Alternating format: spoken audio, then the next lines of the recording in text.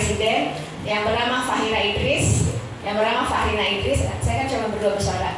Tidak boleh mengerjakan atau cawe-cawe di kementerian saya. Jadi ayah saya itu sangat membentengi karena dia tidak mau anak-anaknya menjadi korup dan ngambil proyek-proyek di sana. Dan di situ saya berbahagia karena saya pikir saya udah punya usaha sendiri, saya nggak perlu cari-cari proyek di kementerian. Dan dilakukannya lagi waktu Pak SBY jadi presiden, ayah saya jadi menteri perindustrian.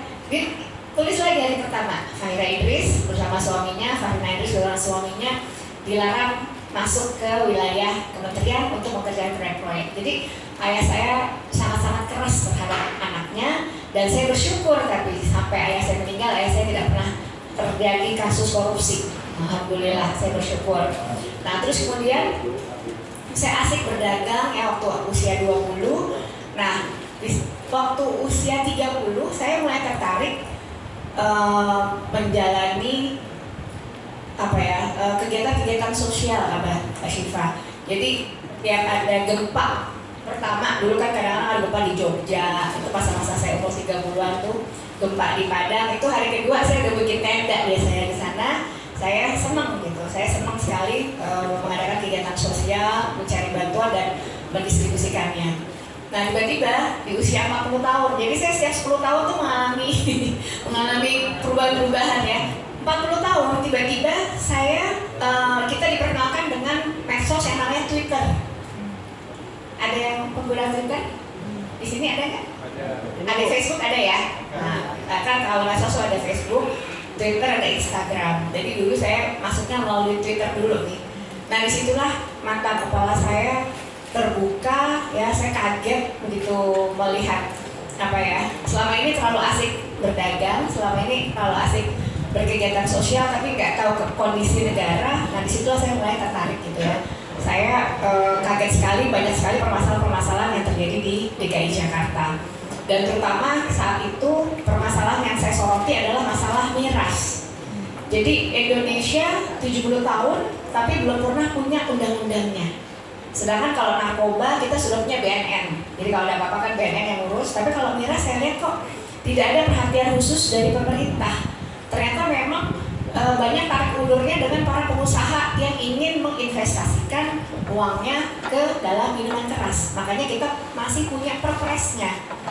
Jadi di perpres itu masih ada klausul bahwa diperbolehkan untuk membuka pabrik miras. Kalau saya kepengennya nutup semua Mbak, cuman perpresnya masih ada gitu kan.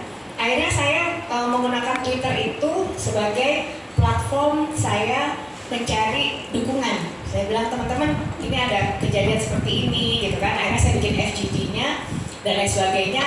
Akhirnya ternyata yang datang di undangan saya undang lewat Twitter aja waktu itu.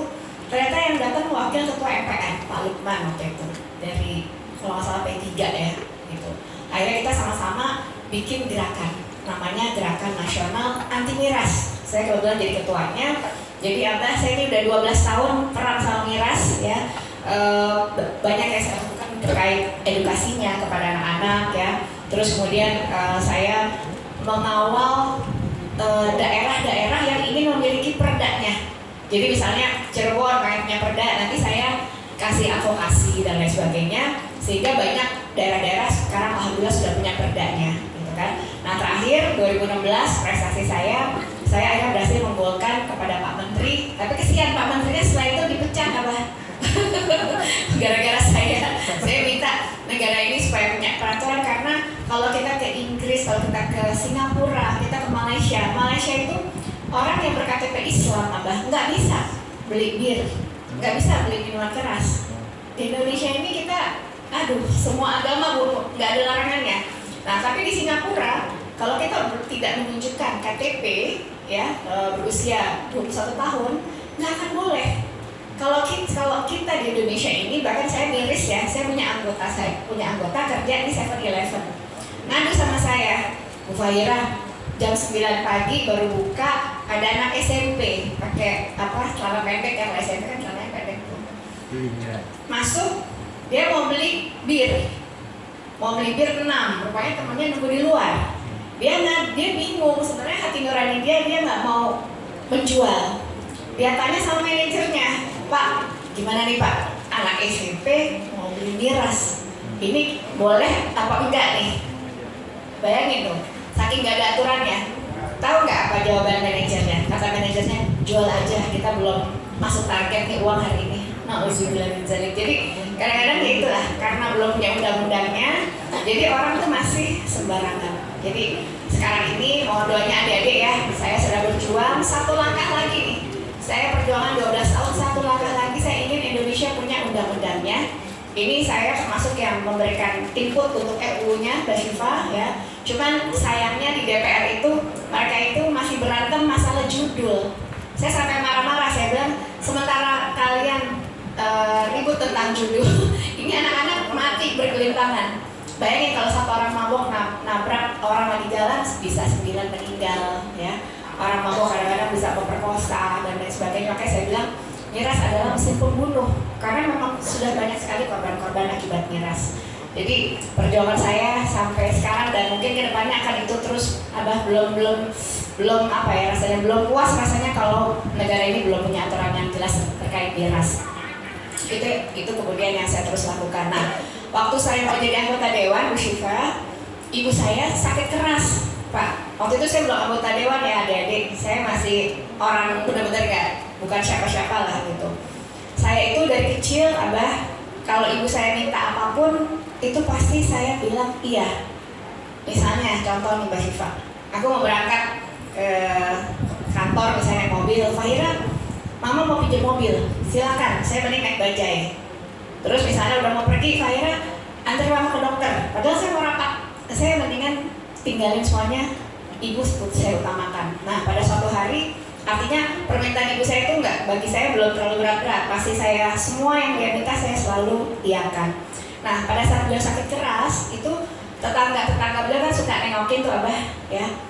Jadi nggak pernah sepi lah, dia ada yang nengokin. Nah, sore-sore saya dipanggil, Fahira sini. Ternyata 2 rumah dari rumah Mama ini buka rumah bordil dan dia jualan minuman keras. Perempuan-perempuan dijual di sana. Kamu kan ketua Gerakan Nasional Anti Miras. Mama minta kamu tutup tuh rumah bordil. Saya dalam waktu 1 detik langsung jawab siap. Padahal waktu saya jawab siap, saya lagi mikir gimana caranya ya. Saya belum pernah melakukan hal yang besar itu. Kalau cuman nganterin orang tua, minjemin mobil atau kemana-mana saya pasti bisa. Tapi ini sulit. Tapi kalau ke orang tua saya nggak pernah bilang enggak Pak Kiai. Saya bilang iya siap. Begitu keluar kamar bingung saya. Gimana caranya ya menutup rumah bordil? Akhirnya besoknya saya undang 100 orang dari majelis taklim, dari 3 majelis taklim di Mampang. Nah, di situ saya undangannya ngaji bersama untuk ibu saya lah. Ibu saya soalnya udah nggak bisa jalan, ya, makan juga sudah dari hidung. Nah, kita kumpul ngaji udah gurunya tausiah. Saya padahal udah nelfon polisi, izin demo. Itu 1 peleton udah nunggu di 2 rumah dari saya. Saya udah siapin toa juga, sama saya udah siapin spanduk. Terus saya bilang sama ibu-ibu itu 100 orang, Bu, kan dalam agama Islam 40 rumah ke depan, ke belakang, ke kiri, dan ke kanan ini nggak boleh ada maksiatnya. Saya bilang itu harus bersih. Nah, 2 rumah dari rumah ibu saya ini ada rumah bordil, ya, dan dia jualan miras, padahal miras itu tidak boleh dijual di daerah perumahan, dan kita di Mampang ini semua pakai jilbab ya. Ini kok dia keluar makan bakso ya itulah pakai celana pendek, cuma pakai tank top karena usahanya itu. Yuk kita demo. Siapa yang mau ikut saya? Pak Kiai, dari 100 yang saya undang yang jawab cuma 1 orang. Nenek. Saya. Saya kaget, saya shock juga ya. Ya Allah, kok udah disepakat-sepakatin yang jawab cuma 1. Terus saya akhirnya ngomong gini, Ibu tahu nggak? Yang nyuruh saya untuk amar ma'ruf nahi munkar nih orangnya udah nggak bisa jalan, udah nggak bisa duduk, nggak bisa makan pakai mulut, lewat hidung. Siapa? Itu ibu saya. Tadi kita doain sama-sama, saya bilang itu. Nah, setelah saya panas-panasin, akhirnya berangkat. Semangat tuh Pak Kiai. Kita langsung demo pakai spanduk, pakai toa gitu ya, ke arah sana. Wah, kita teriak-teriak. Taunya orangnya lagi di Batam, belum berhasil nutup. Besoknya saya panggil orang yang berbeda lagi, majelis taklim dari Mampang Perapatan, tapi yang sebelah kanan, 100 orang lagi, orang yang berbeda, bukan orang yang kemarin. Yang jawab lumayan, nambah banyak. 3. Kemarin kan 1 ya, 3. Tapi setelah saya panas-panasin, berangkat lagi. Akhirnya 3 hari 3 berturut-turut kita demo nih Pak Kiai, perempuan semuanya, emak-emak saya ajakin. Nah akhirnya alhamdulillah berkat bantuan Pak Camat saat itu ya, karena mereka itu izinnya peruntukannya pembangunan rumah, bukan untuk rumah bordil, jadi dia melanggar. Akhirnya ditutup lah hari keempat. Nah hari keempat itu setelah rumah bordil itu ditutup, dikasih polis lain, terus mirasnya kita keluarin semuanya, kita hancurkan Pak Kiai. Saya lapor ke ibu saya lapor nggak pakai cerita seperti ini, karena ibu saya kan nggak bisa ngomong terlalu banyak. Saya hanya bilang, mah rumah bordelnya tutup. Ibu saya tahu nggak, cuman ngangkat 2 jempol, dia bilang gini, Faira kamu pasti jadi. Jadi adik-adik waktu saya lagi nyalek itu sebenarnya saya ragu, saya ini bisa jadi apa enggak ya, tapi saya yakin itu semua karena doa ibu saya. Alhamdulillah. Nah makanya saya sebagai anggota dewan itu saya selalu bersyukur ya, dan saya selalu mengutamakan masyarakat juga. Makanya sehari-harinya saya senangnya Pak Kiai mengadvokasi masyarakat di bidang kesehatan. Nah ini karena saya sudah menginjakan kaki nih ke yayasan dan juga ke STAIPT DII, ini saya anggap Bapak Ibu dan adik-adik ini keluarga baru saya. Boleh nggak Pak Kiai? Boleh ya? Boleh Mas Siva jadi keluarga ya kita ya? Nah kalau jadi keluarga artinya apa? Nanti kalau Bapak, Ibu, adik-adik ya punya masalah kesehatan ya, masalah kesehatan tuh gini, di Indonesia itu kita semuanya kan sebenarnya sudah ditanggung negara melalui BPJS, betul ya? Nah tapi anehnya kalau kita ke rumah sakit ya, kalau kita berobat, ini udah dapat gelang nih, dibilang kamarnya penuh. Ada nggak yang kejadian gitu? Sering ya? Dipersulit. Nah ini karena kita udah jadi keluarga di sini, insya Allah nanti kalau ada keluarga besar dari yayasan ataupun STAI PT DII, insya Allah saya bantu ya, saya bantu nanti lewat Mbak Siva ya, nanti lapornya ke Mbak Siva aja, nanti Mbak Siva ke saya ya, tolong fotoin KTP sama kartu BPJS-nya, nanti biar saya urus ya, boleh ya. Terus kemudian juga alhamdulillah saya punya ormas dan LBH ya, ormas LBH saya namanya Bang Japar. Yang lucunya Pak Kiai, kalau saya pergi-pergi saya suka ditanyain, Bu Faira Bang Japarnya mana? Dipikir Bang Japar nih mungkin suami saya atau nama orang gitu ya. Saya bilang Bang Japar tuh bukan nama orang. Bang Japar itu singkatan dari Kebangkitan Jawara dan Pengacara. Lahirnya tidak sengaja waktu Pak Anies ingin jadi gubernur ya. Waktu itu kan dua putaran, ingat nggak? 2 putaran ya. Nah putaran pertama tuh saya naik motor sebagai anggota dewan, saya mesti melihat situasi dan kondisi, saya melihat ada yang aneh. Kenapa kok di setiap TPS itu ditempatkan orang-orang yang mengerikan gitu gaya-gayanya ya dari pihak sana. Akhirnya saya lapor ke suami saya, kayaknya kita harus berbuat sesuatu nih kalau mau menangkan Pak Anies, kita harus berbuat sesuatu. Akhirnya saya melalui media sosial lagi, medsos, saya mencari relawan yang namanya Gerakot, itu baru kebangkitan, artinya bukan belum ormas ya, masih relawan aja gitu. Akhirnya terbentuk, Pak Anies sama Pak Sandi waktu itu juga ke rumah, seneng banget karena kita komitmen jagain TPS-nya. Akhirnya kita semua jaga TPS, alhamdulillah Pak Anies menang. Nah bingung kita waktu Pak Anies menang, habis itu kita mau ngapain nih, karena TPS-nya udah selesai. Akhirnya kita komitmen, anggota saya kita jadikan ormas ya, artinya udah nggak jaga TPS tapi kita menjaga lingkungan sekarang. Bagaimana kita menjaga lingkungan supaya tertib, aman, jauh dari tawuran, jauh dari narkoba ya, dan juga membantu masyarakat. Ini contohnya Bang Subur ya, berdiri dulu Bang Subur biar pada kenal nih. Nah ini Bang Subur, ini Komandan Kecamatan Bang Japar Duren Sawit ya, Masya Allah beliau ini luar biasa sekali, banyak membantu masyarakat. Iya. Jadi alhamdulillah kita hadir. Jadi saya sepertinya sebagai anggota dewan sebenarnya bersyukur juga punya ormas, karena melalui anggota saya, jadi saya bisa tahu kejadian-kejadian yang ada di wilayah.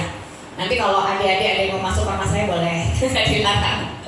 Nah jadi itu yang pertama tentang miras Pak Kiai. Dan yang kedua saya ini yang paling nomor satu melawan LGBT.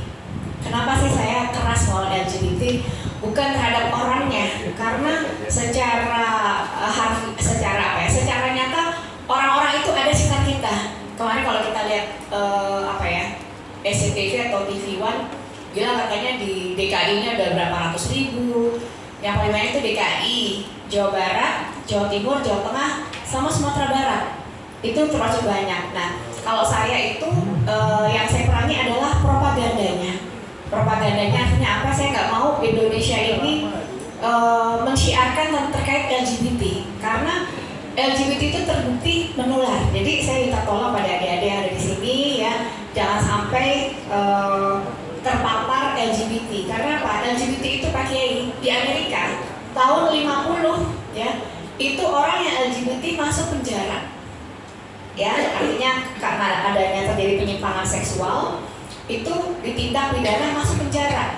Tetapi akibat gencarnya orang-orang mempropagandakan tentang LGBT dan orang LGBT kemudian masuk ke dalam pos-pos penting yang ada di pemerintahan, akhirnya tahun 1980-an LGBT dinyatakan perkawinan sejenis akhirnya disahkan di Amerika. Dan itu pun terjadi di Australia, di beberapa negara Eropa, Prancis dan sebagainya. Nah, makanya saya sangat menolak terkait LGBT, terkait propagandanya ya. Propaganda, saya tidak mau ada propaganda LGBT karena saya tidak mau nanti negara kita akhirnya melegalkan pernikahan sejenis. Nauzubillah min zalik ya. Kita nggak mau azab Allah turun ke negara kita. Makanya mudah-mudahan semua anak-anak kita selalu dalam lindungan Allah.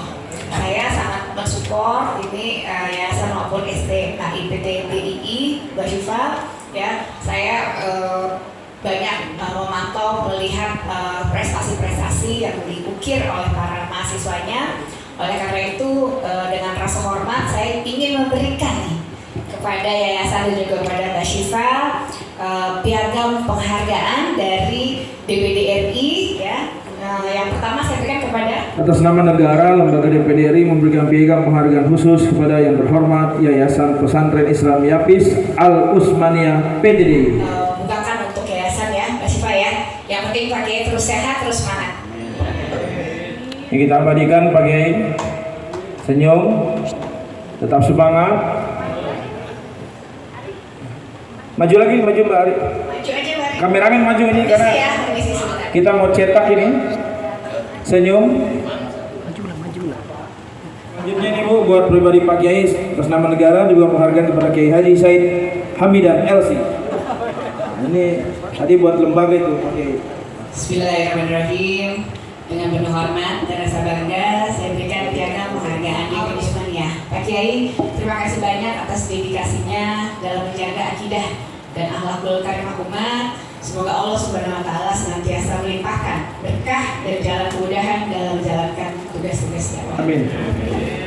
Allahu Akbar. Allahu Akbar. Tetap tersenyum Pak Kiai. Kita abadikan. Alhamdulillah. Selanjutnya atas nama negara diberikan penghargaan tertinggi di bidang pendidikan kepada Sekolah Tinggi Agama Islam PTDI. Mbak Syifa. Bismillahirrahmanirrahim.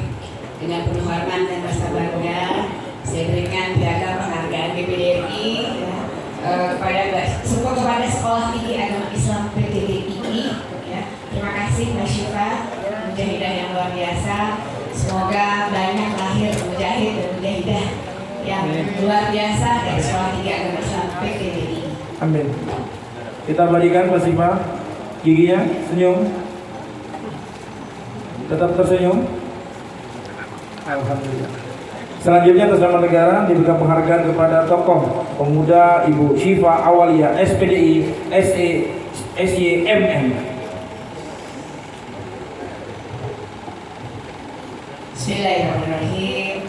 Dengan penuh hormat dan rasa bangga saya berikan piagam penghargaan DPD RI kepada yang tersayang sahabat saya Mbak Syifa Awaliyah SPDI SYMM. Terima kasih atas kerja kerasnya, terima kasih atas kerja cerdasnya dan kontribusi nyatanya dalam membantu dan menyebar manfaat bagi kemaslahatan masyarakat. Semangat terus Mbak Syifa.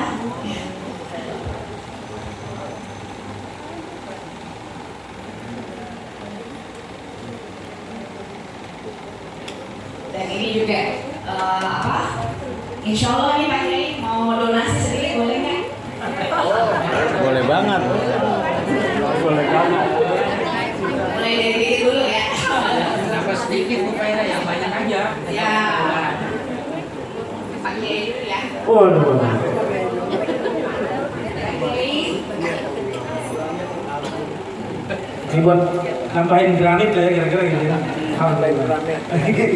Hari ini sedikit, besok 400. Amin, amin. Mbak Syifa. Oh, dapat dua-duanya.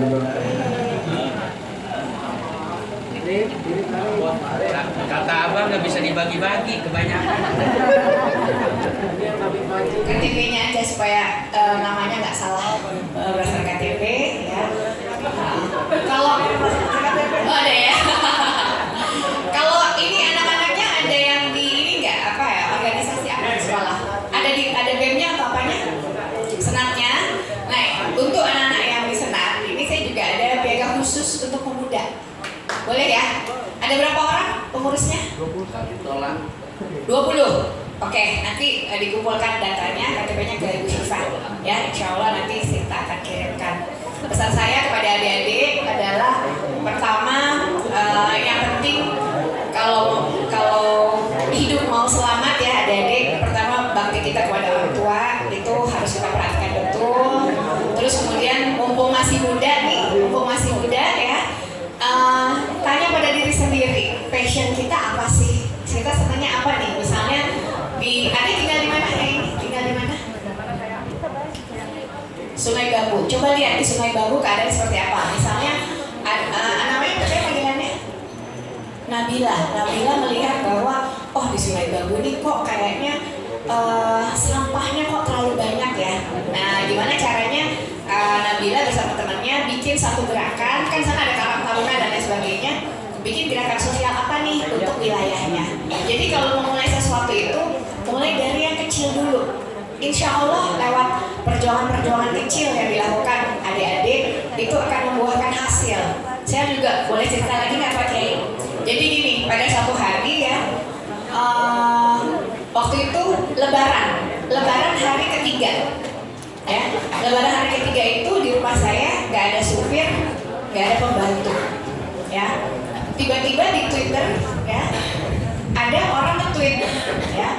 Di Ciketing ada seorang pendeta yang kehilangan banyak darah gara-gara ditusuk sama orang bersorban putih. Udah pasti Islam dong, bener gak? Kalau udah dibilang ditusuk sama orang bersorban putih, udah pasti ini kita pasti kalau nggak ustadz atau apa. Akhirnya saya di situ panik dalam artian waduh ini bisa perang saudara antara yang Kristen dan yang Islam. Gitu. Akhirnya saya nge-tweet lagi, saya bilang, teman-teman, yuk kalau mau ketemu saya di rumah sakit, waktu itu namanya apa ya, nama rumah sakit saya lupa, di Ciketing, ya, Bekasi, ya, ada seorang pendeta yang kehilangan banyak darah. Saya tuh maksudnya ngundangin orang-orang Kristen, karena kan kalau orang Islam pada masih lebaran kan. Ternyata yang ngumpul Pak Kiai 30 orang Kristennya cuma 1, yang 29 Islam semua. Gitu kan? Nah, saya masuk nih, kan saya pakai jilbab sama yang lain. Kita nggak ada yang kenal nih Pak Kiai, jadi saya manggilnya lewat medsos.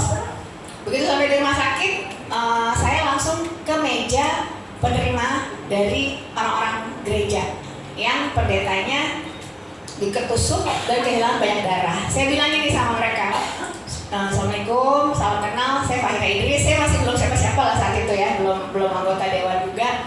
Saya bilang, Pak, kami mau nyumbang darah. Kan katanya kan pendetanya ketusuk dan kehilangan banyak darah. Saya nggak disambut terlalu baik saat itu. Orangnya bingung mikir ya, ini ngapain kalian orang jilbab kok nolong gitu kan. Terus dia bilang, maksudnya gimana ya? Iya, saya mau nyumbang darah. Untung saat itu lewat dokter Pak Kiai. Dokter lewat di depan saya, langsung dokternya cepat. Mbak, kita memang butuh banyak darah karena kalau puasa, lebaran, PM itu stoknya bisa 0 darahnya. kita butuh darah untuk Pak Pendeta ini. Akhirnya kita kumpulin darah, jadilah sekitar 30 kantong, kita serahin ke dokter. Akhirnya dokter mengalirkan darah-darah kita itu, yang Kristennya cuma 1 orang, ke pendeta itu. Akhirnya pendeta itu akhirnya hidup lah. Nah saat itulah saya bilang ke istrinya, saya bilang, ibu, walaupun ada seorang yang bersorban putih menusuk suami ibu, tapi alhamdulillah darah yang segar ini yang mengalir ke dalam tubuh suami ibu adalah darah-darahnya umat muslim juga. Yang Kristen nih 1 orang, saya bawa juga yang Kristen gitu. Nah akhirnya alhamdulillah tidak terjadilah perang saudara saat itu. Nah jadi kalau saya boleh cerita Pak Kiai, sebenarnya nama saya lumayan dikenalnya gara-gara peristiwa itu dulu tuh, gara-gara saya menjadi punya inisiasi untuk memberikan darah, dan akhirnya yang tadinya mau terjadi perang saat itu di Bekasi akhirnya nggak jadi. Nah, jadi itu sedikit saya hari ini senang ketemu teman-teman adik-adik mahasiswa, mumpung masih muda ya, kita mesti punya kreasi kreatif ya, membantu masyarakat, lingkungan. Kadang-kadang Allah itu sebenarnya udah banyak ngasih tanda ke kita gitu ya, misalnya oh kayaknya kita mesti kerjain ini nih gitu. Nah itu jangan ragu, jangan ada keraguan untuk berbuat kebaikan untuk masyarakat. Kebaikan itu nggak mungkin kita lakukan sendiri, pasti bersama teman-teman yang lainnya. Jadi kalau ada gerakan-gerakan yang dibuat oleh teman-temannya yang baik, kalau bisa ada diikutin. Mudah-mudahan dari langkah sosial, dari langkah kreatif yang adik-adik lakukan di masa muda itulah yang nantinya akan jadi pintu keberhasilan adik-adik ke masa yang akan datang. Ya, semangat ya, semangat ya nih. Semangat, udah saya doain nih dan jadi presiden sama jadi gubernur ya. Pak Kiai, aduh saya betah sekali di sini ya. Mbak Syifa, pengennya lama, cuma karena masih ada kegiatan lain ya. Jadi saya sekali lagi ucapkan terima kasih. Senang sekali bisa kenal dengan semuanya. Mudah-mudahan saya doakan Bapak Ibu, adik-adik semuanya selalu dilimpahkan nikmat sehat, selalu dilimpahkan rezeki berlimpah yang barokah, dijabah Allah semua yang dicita-citakan, diberi kemudahan untuk semua urusannya. Amin. Amin ya rabbal alamin. Oh mau tanya jawab? Boleh. Boleh sekitar 3 dulu ya. Nah, terima kasih. Ya, kami beri kesempatan buat para hadirin yang ingin bertanya, baik dari mahasiswa, dari para dosen dan bapak ibu guru, kami persilakan.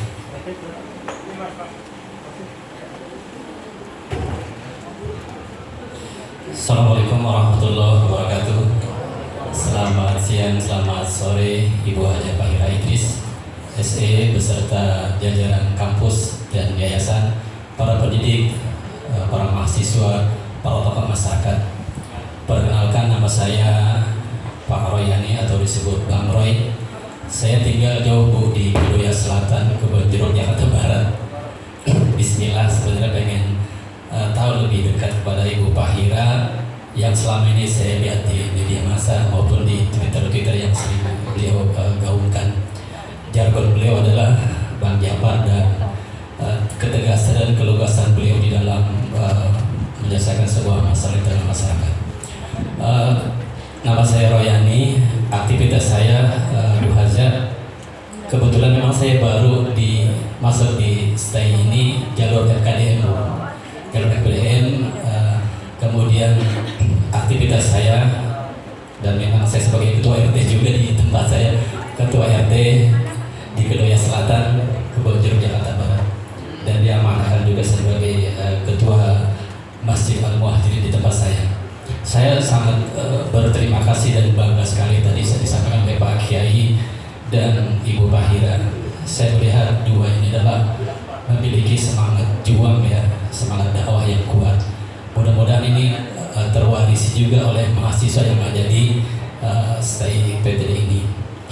Tentunya saya secara pribadi sangat berharap kepada Ibu Dewan, karena memang selaku aktivitas beliau yang begitu bagus di masyarakat, dan harapan-harapan Bu Haja, kalau tadi Bu Haja banyak memberikan harapan dan konkret, sebenarnya bukan harapan saja kepada kampus, kemudian kepada beberapa, boleh juga kalau diberikan harapan itu kepada mahasiswa PTDI dalam bentuk mungkin bantuan pendidikan atau apalah namanya.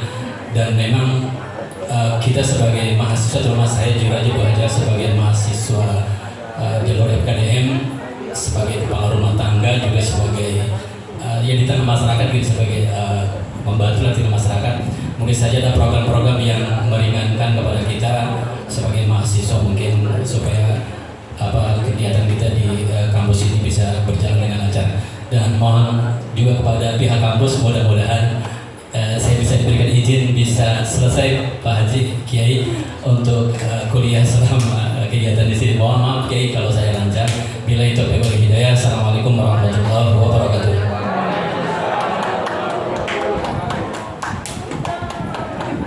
Langsung Bu, langsung saja. Terima kasih Bang Roy. Aduh, RT nih ya, Roy Selatan ya. Mudah-mudahan nanti kita bisa main juga ke sana ya. Terkait itu nanti insya Allah ya. Ini kan saya juga sedang koordinasi nanti. Insya Allah awal Januari ini saya mau rapat dengan dua kementerian Pendidikan dan Kementerian Agama juga, Mbak Syifa. Ini juga nanti akan aspirasinya akan saya sampaikan juga ya, bagaimana caranya supaya kampus-kampus, terutama kampus-kampus agama Islam ini mendapatkan bantuan yang sepantasnya dari pemerintah. Jadi yang penting tetap semangat Bang Roy, mudah-mudahan cepat selesai kuliahnya ya. Terima kasih. Salam hormat untuk keluarganya Bang Roy juga ya. Oke, ada lagi? Diberi kesempatan buat reguler. Oh, udah saya ngomong. Siswa lah, siswa. Ayo, yang ada.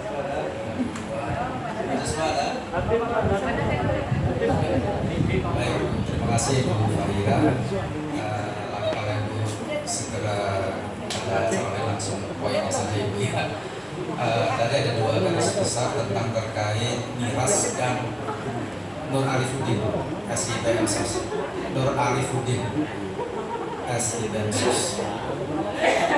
Ada miras dan LGBT itu ya.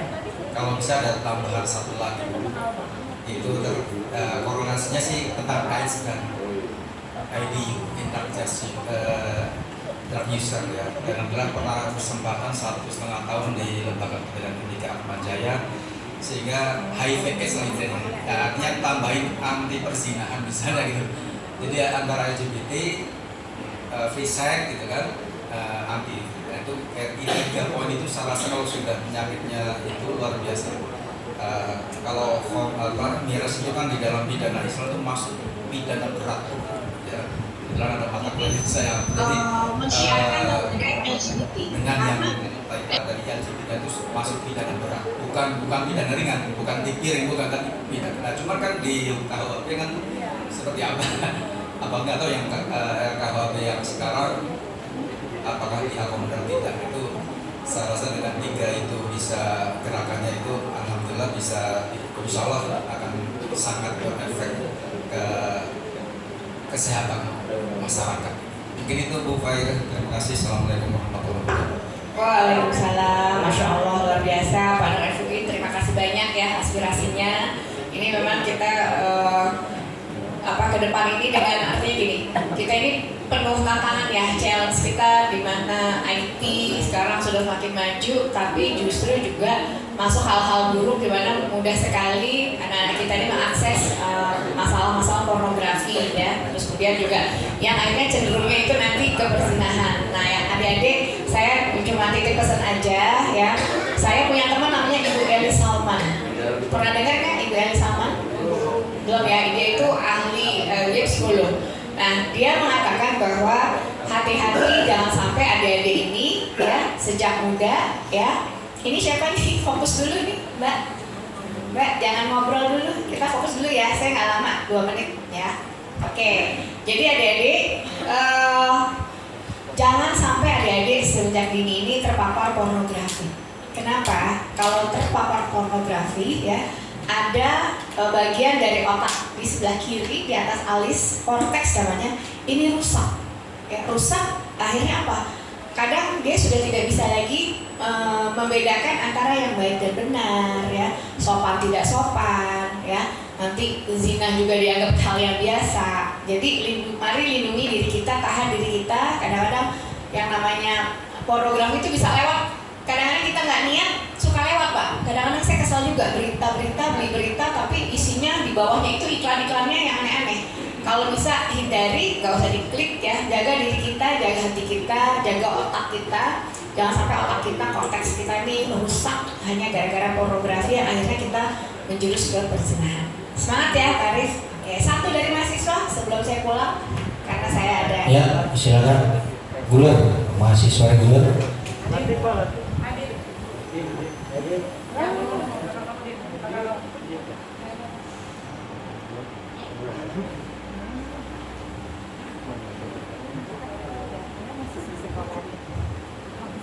Assalamualaikum warahmatullahi wabarakatuh.